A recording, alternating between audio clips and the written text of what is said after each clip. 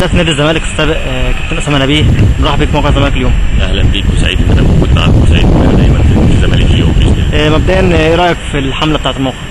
لا حاجه جميله وشعور جميل وشغل منظم وشغل جميل. يا رب دايما كده الشغل الجميل والشغل المنظم دوت ياتي ثماره معانا باذن الله الموسم دوت ونكسر الدنيا. اسامه جماهير واحنا لاحظنا الاسلوب الجديد في التدريبات، الاسلوب الاحترافي، اللعيبه متقسمه كويس، اللعيبه بتاخد جرعات كويسه في تدريب بدني وفني.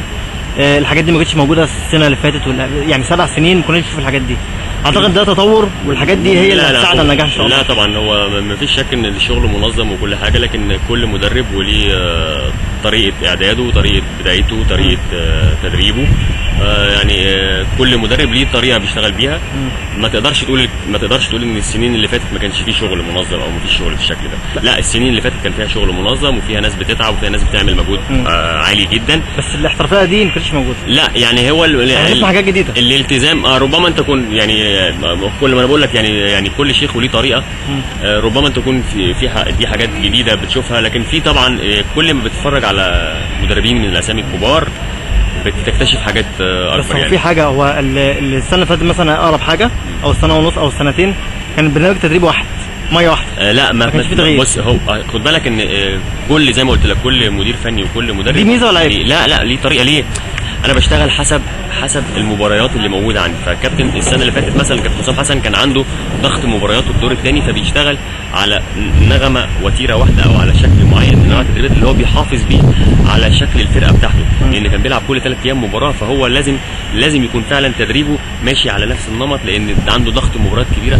لكن انت بدايات فتره الاعداد او شكل فتره الاعداد بيختلف تماما عن شكل المباريات الرسميه.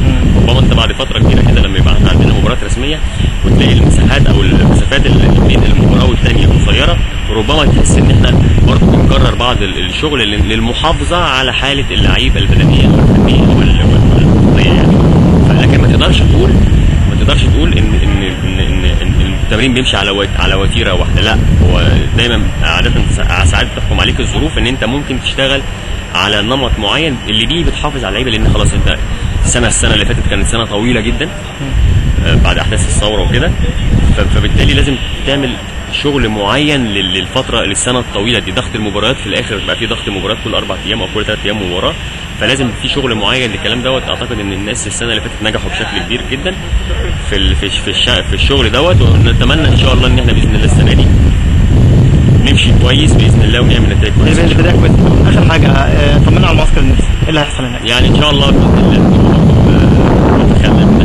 المعسكر باذن الله طبعا فترات التدريب ومراحل التدريب تعلى شويه، وبالتالي كمان هيتخللوا مباريات وديه ان شاء الله. 4 ولا 3 يعني على حسب المتاح هناك هتقدر تعمل كام مباراه باذن الله. نحاول نعمل اكبر عدد ممكن من المباريات الوديه اللي بيها تساعدنا ان شاء الله ان احنا نرجع باذن الله على فورمه كويسه. استقريتوا على المكان ولا لسه؟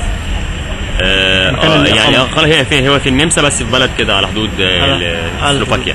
في محتاجين مننا ايه الفتره اللي جايه؟ اخر حاجه نختم يعني محتاجين دايما مساندتكم لينا ومؤازرتكم لينا والشغل الجميل اللي انتوا عاملينه ده. يا رب دايما كده ورانا ان شاء الله في الخير، وباذن الله عندنا طموح ان شاء الله نسعدكم ونسعد جماهير نادي الزمالك ونسعد ان شاء الله كل محبي نادي الزمالك. شكرا كابتن اسامه، ان شاء الله التوفيق وتستمروا على النجاح والاحترافيه في التعامل مع اللعيبه اللي احنا شايفينها لغايه دلوقتي. شاكر ليك وبشكر كل الاجهزه اللي اشتغلت مع نادي الزمالك الفترات اللي فاتت. باذن الله يا رب ان شاء الله يكون في ثمار تعبهم هم السنين اللي فاتت وثمار تعب السنه دي باذن الله. ان شاء الله.